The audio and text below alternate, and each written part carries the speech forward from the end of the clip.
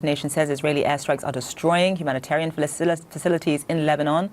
Suzanne Takkenberg is the Lebanon Country Director for Action Against Hunger. She joins us live now. Suzanne, thank you so much for being with us. Just in terms of the level of destruction in and around Beirut, we're hearing that rescue efforts are continuing right now around Rafik Hariri University Hospital, where Israeli airstrikes have essentially leveled 2 apartment blocks, killed at least 13 people. That includes a child, injured 57. Just explain to us what it is like right now for residents in Beirut.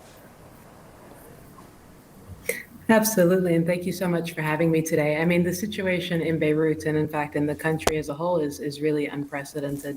We're seeing the largest displacement of people that the country has ever faced. And if we look at 2006 and the war that took 30 days at the time, we passed every indicator for that within a week in this war so far.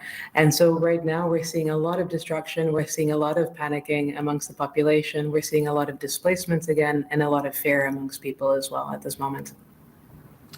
When you talk about the situation in Gaza, one constant theme throughout this year was the difficulty in getting enough aid and supplies into the enclave. I'm just wondering what the situation is in Lebanon. Obviously, this is not an area that prior to Israel's assaults had been controlled by Israel. So what is the feasibility of getting supplies where they're needed and when they're needed as soon as possible?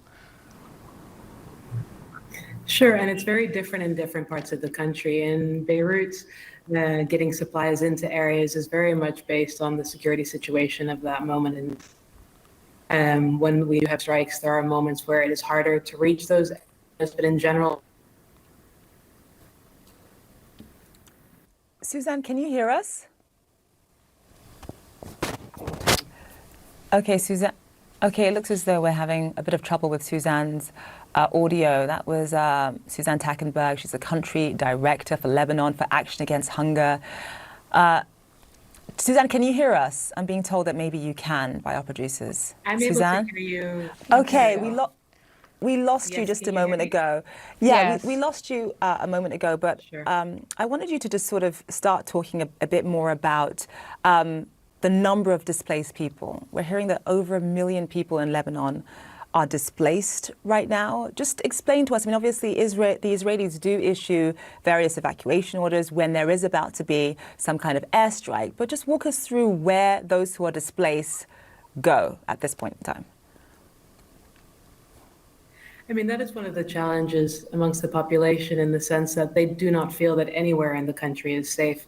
So right now we have an estimated 1.2 million people that are displaced. Just to give a kind of perspective on that scale, if you would take that to the United States, that would be 55 million people displaced in just a week. So here, that is 1 in 6 people. That is an enormous number of people. Of that, hundreds of thousands are currently in collective shelters. And a lot of those are actually schools and also substandard and often unfinished buildings. One of the big challenges we're seeing right now is the weather is starting to change quite quickly, and we're starting to see a drop in temperature as well.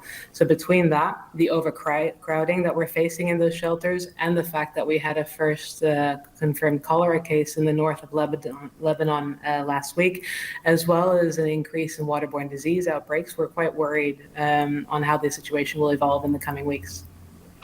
Suzanne, who do you work with on the ground there in terms of government officials in the Lebanese government? Are you strictly reliant on international aid and charities, or is there work that you do with authorities there to try to help those who are displaced?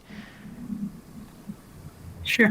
I mean, the entire coordination of this response is coordinated very closely with the government, and that is from the very top, from the prime minister level to ministers as well that are involved. And there is an interministerial committee that we closely, as an international community, coordinate with. And then that also feeds down to the governor levels and to the municipalities. So it is very closely interlinked with each other. And it's extremely important just because of the magnitude and scale. And again, like I mentioned earlier, it's really unprecedented in terms of how much displacement we're dealing with and how severe the situation is. So that coordination is extremely close and very well coordinated. Suzanne also noted the vulnerability specifically for women and children and young girls there. Suzanne Takkenberg, thank you so much for joining us, giving us a better picture of the situation there on the ground, the Lebanon Country Director for Action Against Hunger. We appreciate your time. And thank you for the work you're doing, Suzanne. We appreciate it. Thank you.